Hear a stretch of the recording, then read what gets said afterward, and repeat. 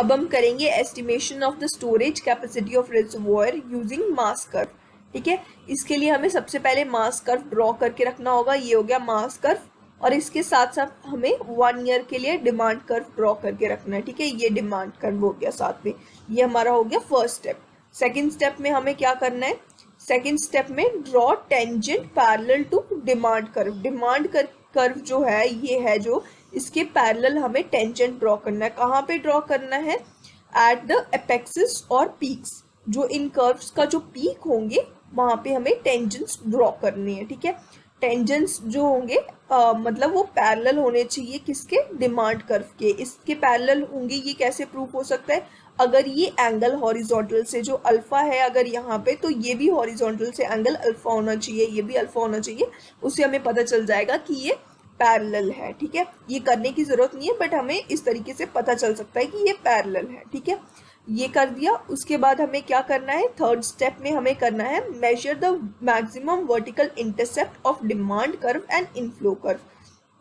अब जो ये यहाँ पे हमने ड्रॉ किया था पैरेलल, ये हो गया डिमांड कर्व, और जो ये नीचे से आ रहा है ये हो गया हमारे पास इनफ्लो कर्व। ठीक है, तो इनके बीच में जो मैक्सिमम वर्टिकल इंटरसेप्ट होगा वो हमें फाइंड आउट करना है। सपोज यहाँ का जो डिस्टेंस है वो हो गया हमारे पास 20 और यहाँ ये आ रहा है 30 और ये आ गया हमारे पास 60। तो ये जो 60 हो गया वर्टिकल इंटरसेप्ट, ये हो गया ना मैक्सिमम।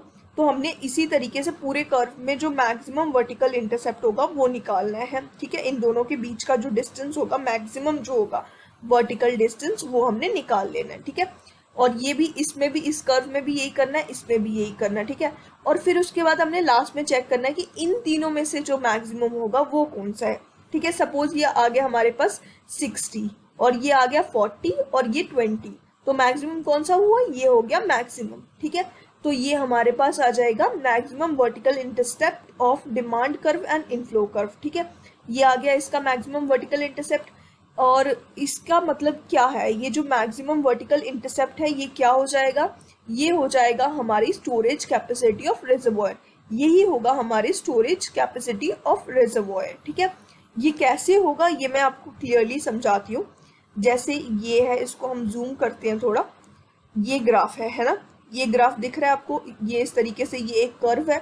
ठीक है, तो ये जो है ये क्या है, ये क्या है हमारे पास मास इनफ्लो कर्व और ये है डिमांड कर्व। ठीक है, तो यहाँ से यहाँ का टोटल जो होगी ये हो जाएगी टोटल डिमांड। ठीक है, ये पूरी की पूरी हो गई टोटल डिमांड, और ये जो इतनी होगी, जो इनफ्लो कर्व के नीचे जितनी होगी, इसको कहेंगे हम इनफ्लो। मतलब कितनी इनफ्लो है, इतनी इनफ्लो है। और बाकी जो बची हुई हमारे पास डिमांड होगी वो हम कैसे कवर अप करेंगे, टोटल डिमांड जो है ये पूरी टोटल है, तो बाकी बची हुई हम कैसे कवर अप करेंगे, वो हम रिजर्वॉयर की कैपेसिटी उतनी रखेंगे ताकि वो टोटल डिमांड जो है हमारी पूरी हो सके।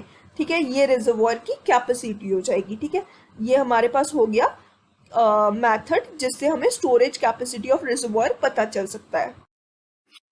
अब हमें निकालनी है yield from the reservoir. Reservoir की सेफ यील्ड क्या होगी या फिर यील्ड क्या होगी। ठीक है, तो हमें इस कर्व को फिर से ड्रॉ कर देना है। पहली वाली चीजों को आपने भूल जाना है। ठीक है, सिर्फ इतना याद रखना है कि स्टोरेज कैपेसिटी आपकी कितनी आई थी। ठीक है, तो इस तरीके से आपने ड्रॉ कर देना है, जैसे हमने पहले ये ड्रॉ किया था इस तरीके से ड्रॉ कर देना, बिल्कुल सेम टू सेम वही कर्व।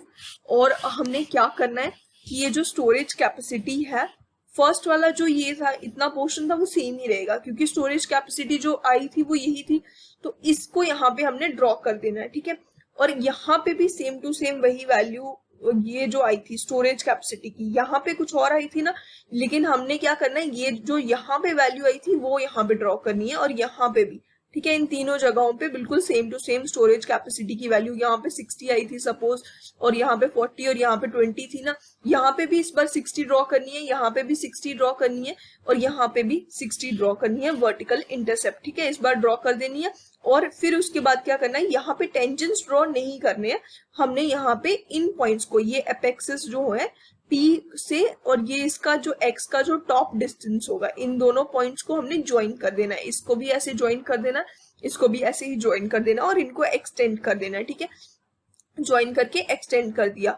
अब हमने क्या करना है कि इनके एंगल्स मेजर करनी है, अल्फा बीटा और गामा, ठीक है, हमने एंगल्स मेजर करनी है। और सपोज कि angle alpha is greater than beta is greater than gamma, ठीक है, गामा स्मॉलेस्ट एंगल है। जो स्मॉलेस्ट एंगल होगा ना उसका कर्व जो होगा वो फ्लैट, आई मीन स्लोप जो होगी उसकी वो फ्लैटेस्ट होगी, ठीक है। जो फ्लैटेस्ट स्लोप होगी वो क्या होगी हमारी, वही हो जाएगी सेफ यील्ड, और yield from the reservoir. Safe yield क्या होगी, फ्लैटेस्ट स्लोप, ठीक है। ये जो है सपोज गामा की वैल्यू हमने जैसे बोला मैंने कि स्मॉलेस्ट वैल्यू, अगर सपोज गामा की वैल्यू आती है, स्मॉलेस्ट एंगल आता है, तो इसका मतलब ये हमारा फ्लैटेस्ट स्लोप जो है वही है हमारी सेफ यील्ड फ्रॉम द रेजर्वोयर, ठीक है। अब ये जो सेफ यील्ड है, अब हम इसको कैसे निकालेंगे कि ये कितनी है, तो ये जो हमने कर्व ड्रॉ करके रखा है डिमांड कर्व, इसमें यहाँ पे हमने इस एंगल को ड्रॉ करके देखना है, मेजर मतलब लगा के, इधर लगा के देखना है, जैसे इसमें देखा है यहाँ पे। तो इससे पता चलेगा कि ये अगर सपोज 3000 हेक्टेयर मीटर आ गई या कितनी आई है, इस एंगल से ही हमें पता चल जाएगा कि ये कितनी है, ठीक है।